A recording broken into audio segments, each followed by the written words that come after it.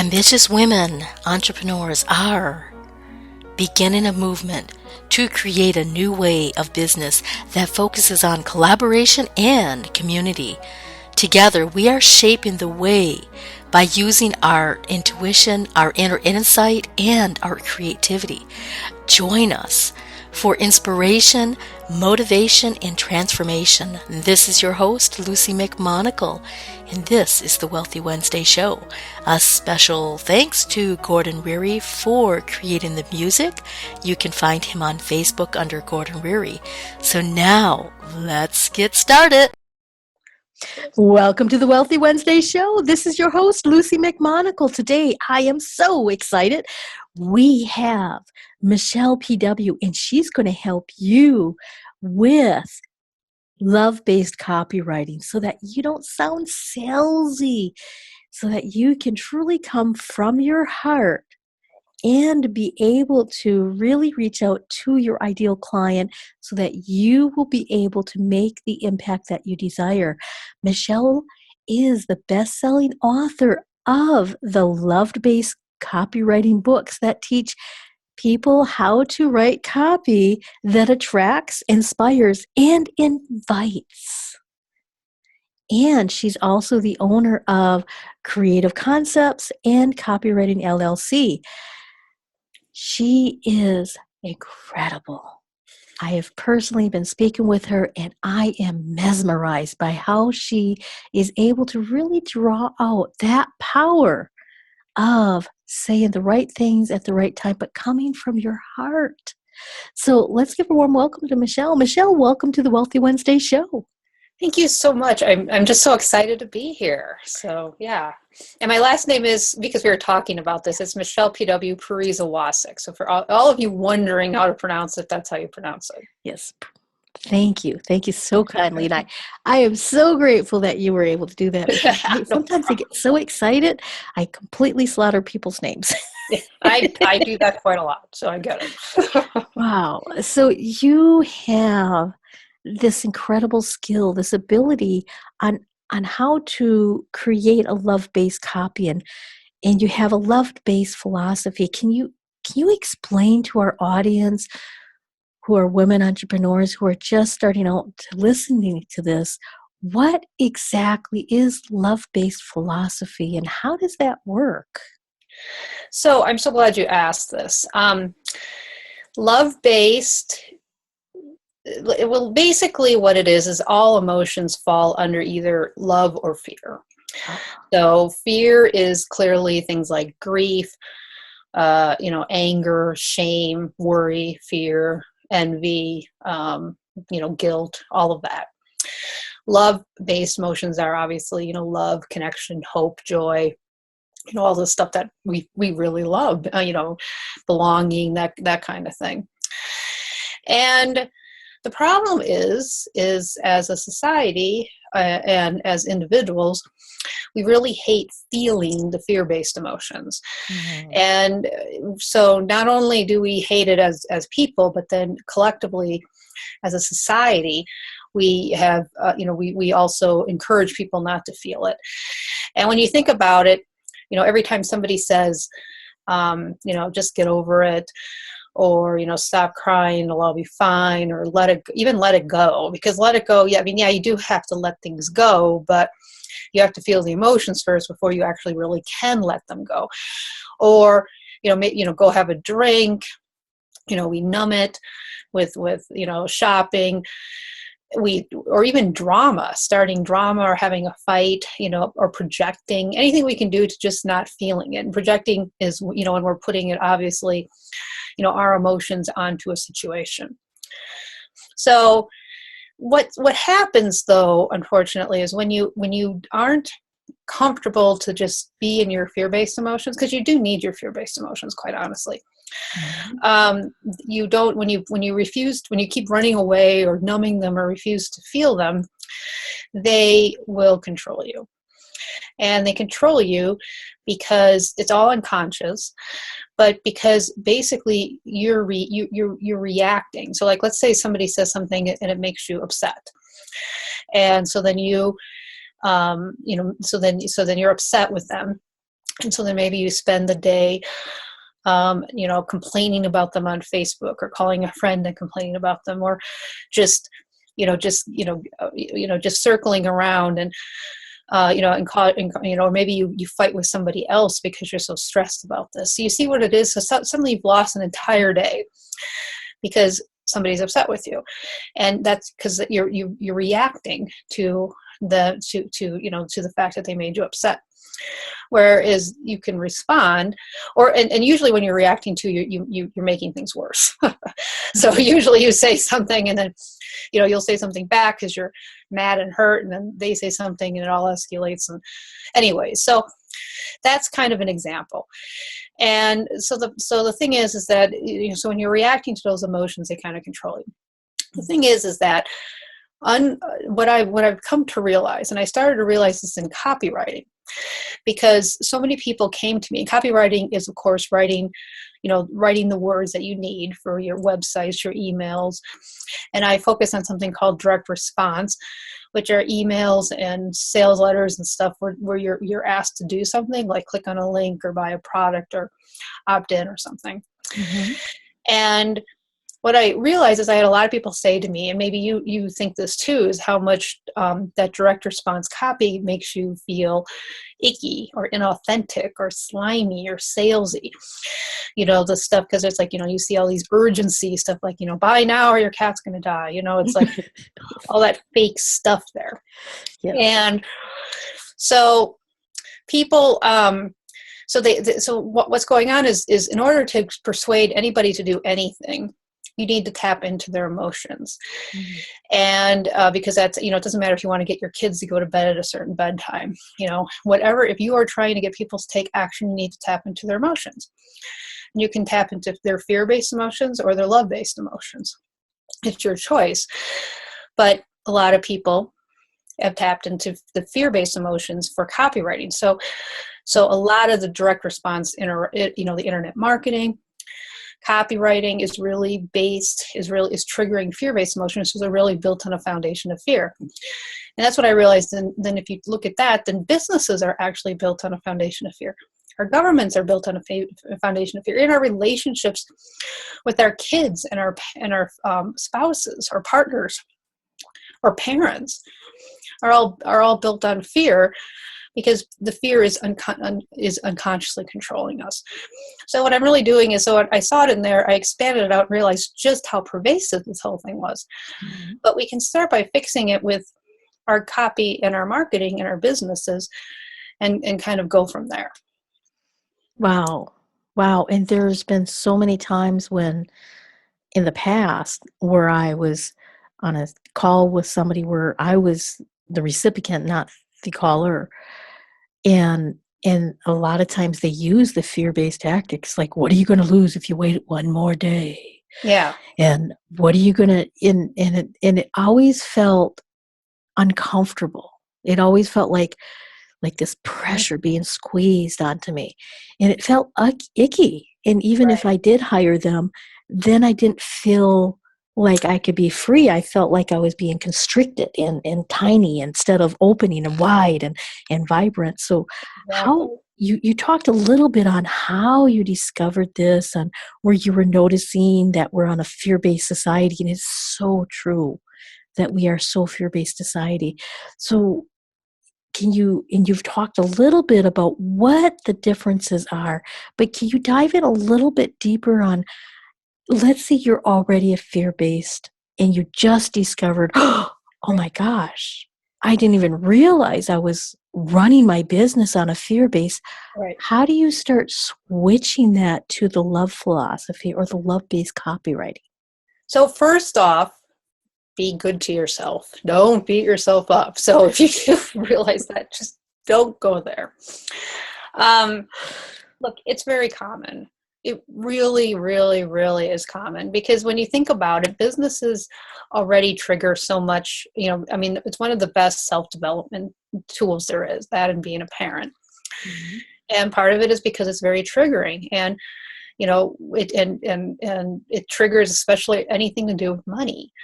So if you are in scarcity mode, like if you really need some income to pay bills. And all businesses have been there. Every single business owner has cash flow issues or money issues at one time or another. They all do. It's, their months are flat or they go upside down. I mean, sometimes it's, it can be, for successful businesses, obviously it's temporary, but it does happen. So, and it happens to every single person in every single business. So, so managing the up and down flow, managing your own emotions is really important. And it's not surprising at all, which is why you shouldn't beat yourself up, and you should be patient with yourself, because it is scary. I mean, it is. And that's what our fear-based, the fear and fear-based emotion, that was its job. I mean, it does have a job to help us. I think we lose sight of that.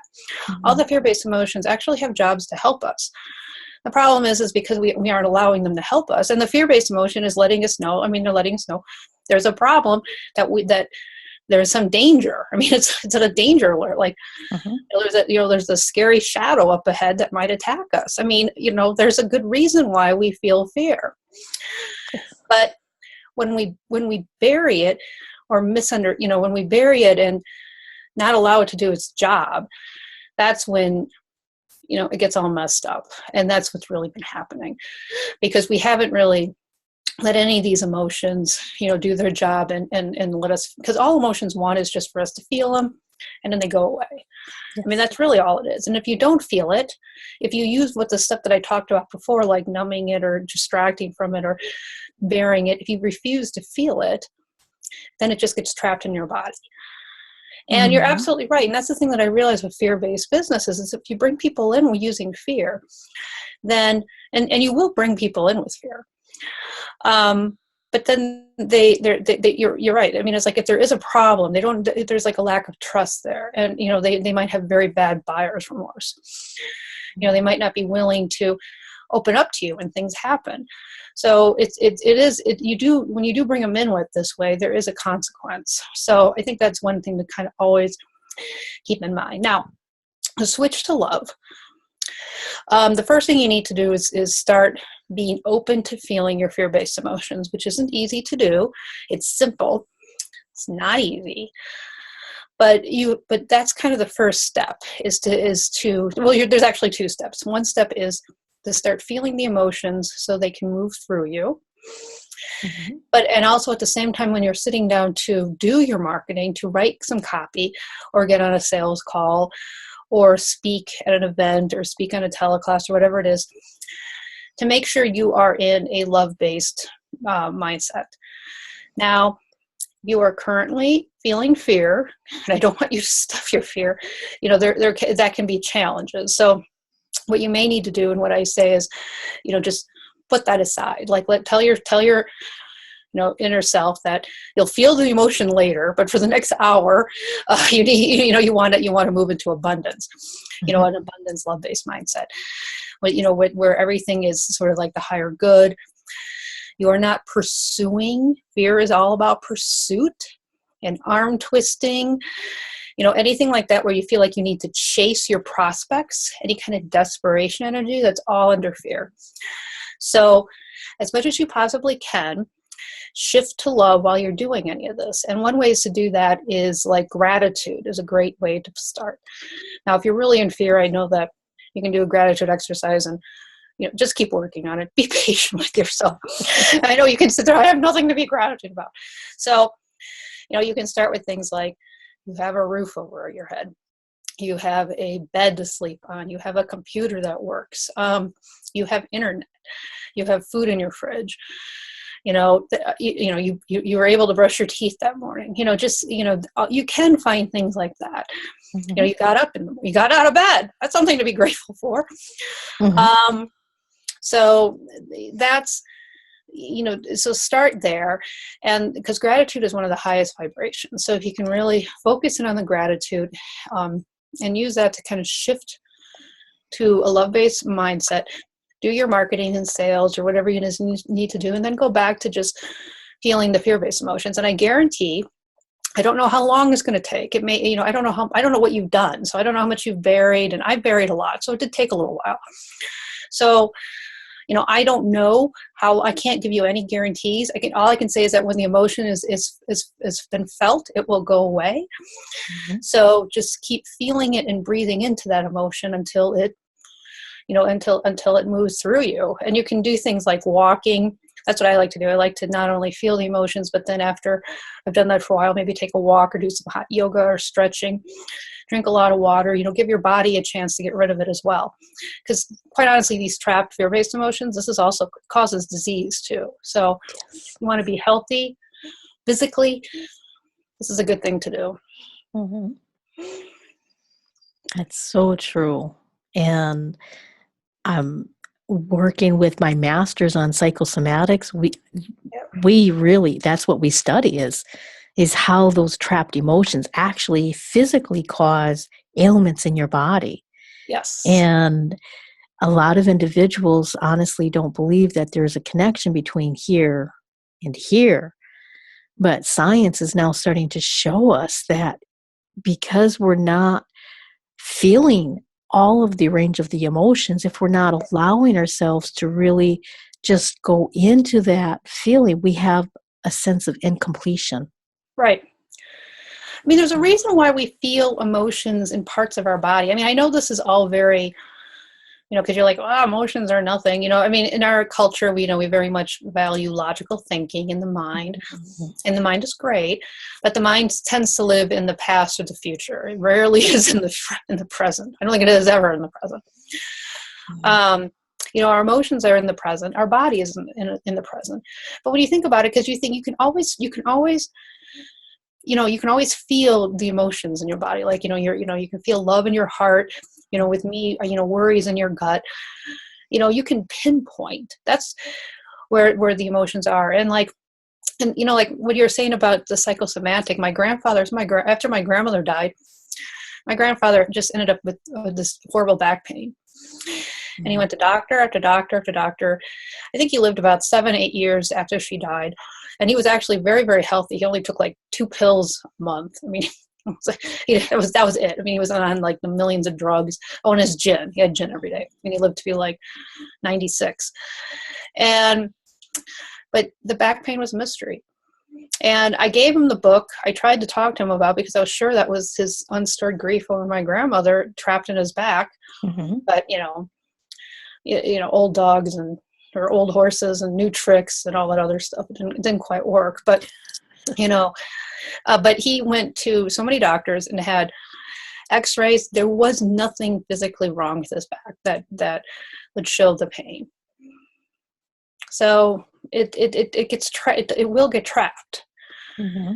And, high blood pressure. I mean, when you think about that, like after, that's part of the reason why I think a lot of health deteriorates after like a major grief episode, because grief is the emotion that we really don't want to feel. So that's the scariest. But if we can allow ourselves to go there and move past it, I mean, the last stage of grief is actually joy. So if you can actually move through grief, you will get back to joy. And just moving through grief, this happened with my mother. My mother passed a couple years ago, and I allowed myself to go through it. And the thing is that going through grief does open things up for you that you never even realized before. Mm-hmm. Absolutely. Absolutely. And in order to really move into the love-based, it's going through those other emotions and giving them a sense that were heard, they've completed their job, and now they're done. Now you can complete your cycle. And that kind of brings us into what all of this, how can we use this for love-based copy and marketing so that we can start growing our business? Yes. So part of this is the foundation, because if you don't know how to, one of the things that you will realize is mindset is just about everything. Yes. And so, because we can all tell you, I mean, I could tell you right now what exactly to do. I mean, because it's not brain surgery. It's fairly simple how to grow a business. Mm-hmm. What's difficult is doing it. And that's why, so regardless of, and I will get back to the copy marketing, but I want to say that even beyond copy and marketing, what I've been sharing with you today, can help you with all of that, because if you can manage your own emotions and manage your own mindset, and get rid of your own mindset blocks, and feeling your emotions is a great way to do that. That's going to allow you to actually have a success mindset, and not be blocked anywhere. Okay, so with the copy and marketing, what I really like to think about is, that I touched on this before, like fear is really pursuing. And that's, so any kind of desperation or energy, that kind of thing. Love-based is really about choice.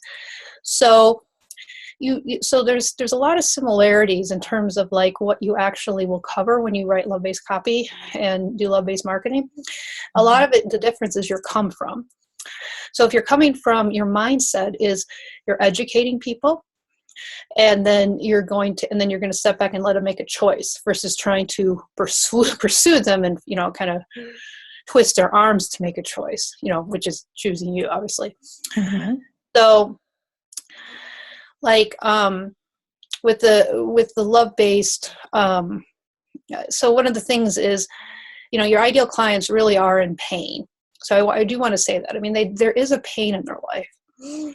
And I do think that just like the fear-based emotions are here to help us, pain is here to help us. Yes. Pain tells our body.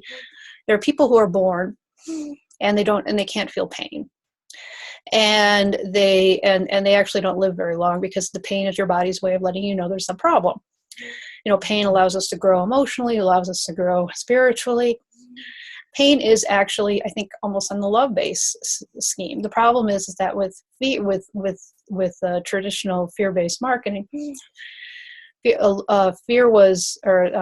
was twisted to turn into suffering. So yes. I do think acknowledging people's pain is perfectly okay, doing it in a respectful manner.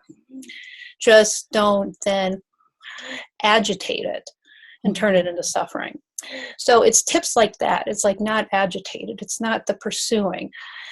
And it's just really just, being in a mindset to educate, and then stand back and let them make a choice. Wow. And that seems really nice. And the older methods that some of the entrepreneurs have taken, and I'm going to call this the masculine method, but it doesn't have to mean it's a man thing. So don't misunderstand me. But a lot of it was, they would tell you, you've got to hit that bruise, and right. and really make the person know that they're in pain, and then amplify that pain. Yeah, amplify and agitate. Yeah. Right. And I've never been able to do that. I believe there's enough pain in the world. I don't need to add more. Right. So that's why acknowledging is fine. But yes, amplifying it or agitating it. Yeah, exactly. I agree with you. Right. So, giving it a voice, letting the individual know, let's say, because I work with mindset and miracles and magic, a lot of the individuals, they come to me because something's just not working in their life and they want it to start working.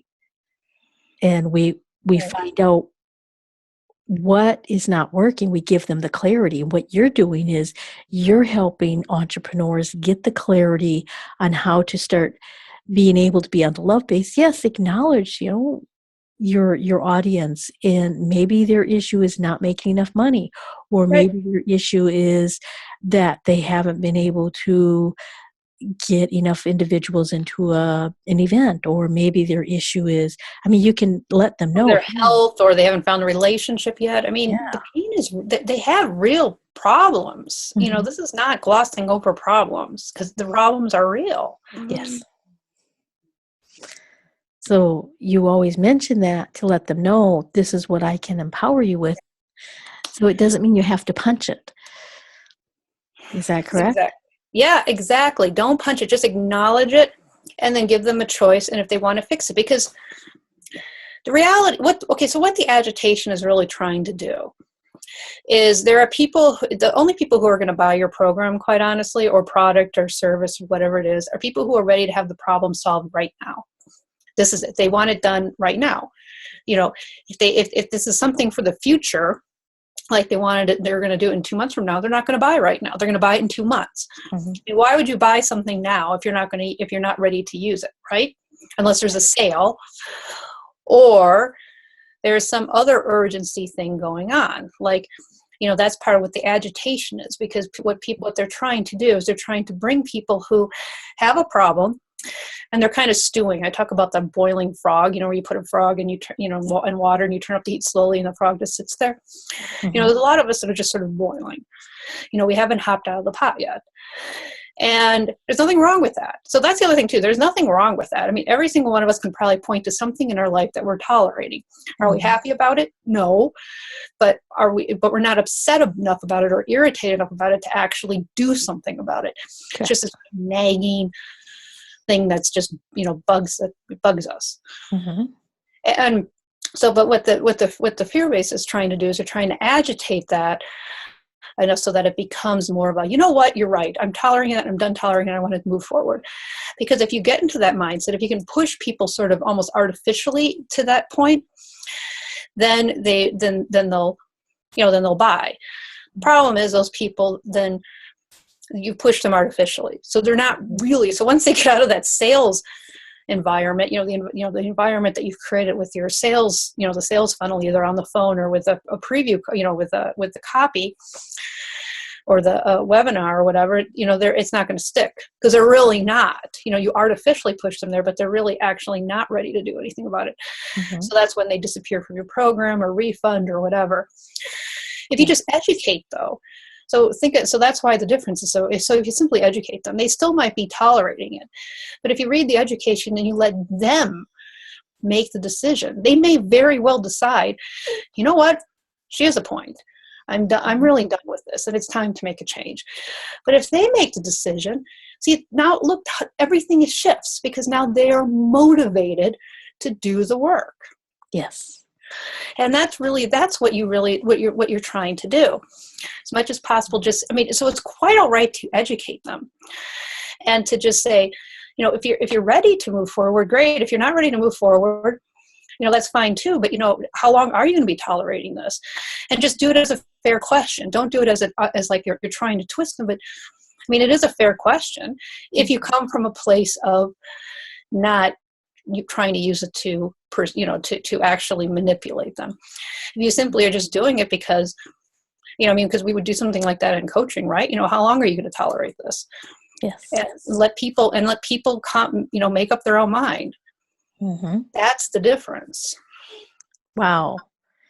So and that's actually one of the main things that helps you go from when we're stuck in fear and to going into love and giving the individuals a choice, whether it's through your copywriting, whether it's through a sales call, whether it's through a webinar or some other means that you're educating them. And when the individuals are ready, then they'll come to you. And exactly. I've had individuals who've been watching me, we've talked on the phone.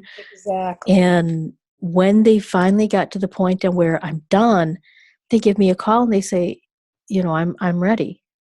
And I've had that too. I've had people follow me. I mean, and if you do it that way, because then you're getting people who are really ready, mm-hmm. and they're going to be your best clients. Anyone that you kind of artificially tried to force them, and you could have done this with the best of intentions, by the way. Mm-hmm. That I don't think anybody listening is doing this because their product or service is not good and can help people. There are scammers in the world. I don't believe anybody listening to this is that. I know that, and there's plenty of fear-based marketers who are not scammers. They know they've got a very good product or service.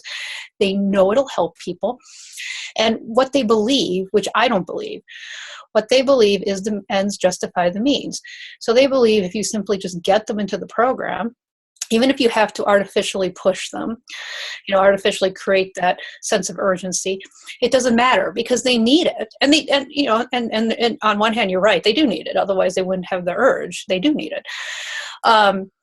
So they need it. It will help them. So why not push them? And, and part of being love-based, that's why, I'm here to educate. I'm not really here to I'm not here either to pursue it, to twist people's arms and say, you must do love-based.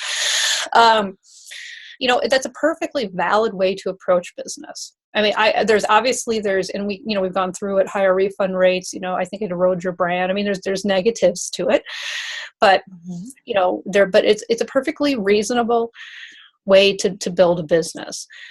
And so it's just really up to you what you feel good about and what when you wake up in the morning and you look in the mirror, and you will have better clients. I have a friend who unconsciously really did this, because I don't, this was before I defined it. She's a coach, a longtime coach. And that's the thing, she always had, filled, every time she wanted to have one-on-one coaching days, I mean, she was always filled. And, so it didn't matter. And she didn't do that much marketing. I mean, people just would come to her, they would watch her for a long time, and they would approach her. I mean, it was just always there. And she just had an excellent reputation. So that's what it can, and that's really what love-based can give you. I mean, once you're there, they're opening your emails. You don't have some of the other issues that some of the other marketers have or business owners have that are pursuing something different. Now, but to be fair, one thing that you do need to know about love-based is that it doesn't have to, but it's possible that it might take a little bit longer, because it's all about building relationships. And obviously you can't force that. You can't build relationships overnight. Okay. So that's one of the reasons why I think people do move to fear, because it is faster. But if you have other things in place, that doesn't necessarily mean it's, I mean, you can still be supported as you are building your business through a love-based way. But are you going to get the immediate $1 million launches right out of the gate? Probably not. So you just have to kind of change your expectations and kind of what you're doing while you build this way. But once you do, you're going to be a lot better set and more solidly set than some people who made some other choices. Wow. And you actually have a love-based biz toolkit that you are helping individuals so that they will be able to convert that over. And you also have other resources that you educate individuals with your love-based podcast. Can you tell the individuals on how can they get a hold of this free toolkit that you are offering to them? And then talk real briefly about your podcast. Yes, I'll talk briefly about all of this. So if you go to my lovebasedbizblog.com or just lovebasedbiz.com, that whole blog, my podcast is there, which is Love Based Money, which is really talking about our relationship with money, because that's based on a lot of fear. And what I'm really doing in that blog is taking marketing, like marketing and copy and business strategies that we've been taught. And a lot of times it's been taught on fear just because we didn't know better, and it's nobody's fault. Mm-hmm. And I'm teaching them in a love-based way. So there's lots of free information on there. My podcast is on there. The toolkit is on there. And then you also will learn more. I've got a whole series of love-based business books as well. The love-based copywriting, that you can also check out. The links to Amazon and stuff are there too. Wow. Michele, this has been so fabulous, and the time has gone so incredibly quickly. So I want to thank you for being on the Wealthy Wednesday show. Is there any last tips or nuggets you would like to leave our audience with before we wrap it up? It's perfect where you're at. Just know that. It's hard. I mean, I'm very impatient. So it's, so I think that's why I think you can't hear that enough.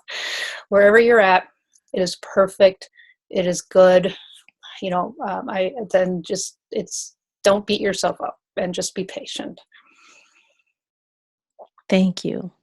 That has been fabulous. And thank you for explaining on how fear-based marketing compared to love-based marketing, and how individuals can start transitioning over so that they can truly create deep relationships with ideal clients that are easy to work with, that are motivated, that are ready to really make changes in their life so that they'll have the transformation they desire.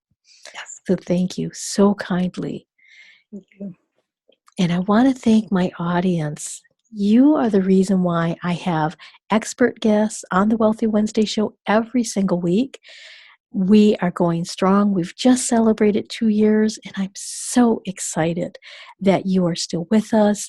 You're learning, you're being motivated, and I would love it if you would go to our Facebook at facebook.com/Wealthy Wednesday Show. Let us know, what did you think of this show? Let me know if there's any expert guests that you would like to have on the show, or if there's any topics you would like me to cover. So until next time, abundant blessings. I hope you enjoyed this episode of the Wealthy Wednesday Show. This is your host, Luci McMonagle, and I would love to keep in touch with you by giving you a very special gift that will help you move your business and your life forward. You can access this special gift I am giving to you at my website at lucimcmonagle.com. That's LuciMonagle.com for keeping in touch with me and getting access to a gift that will help you move your business and life forward. Until next time, abundant blessings.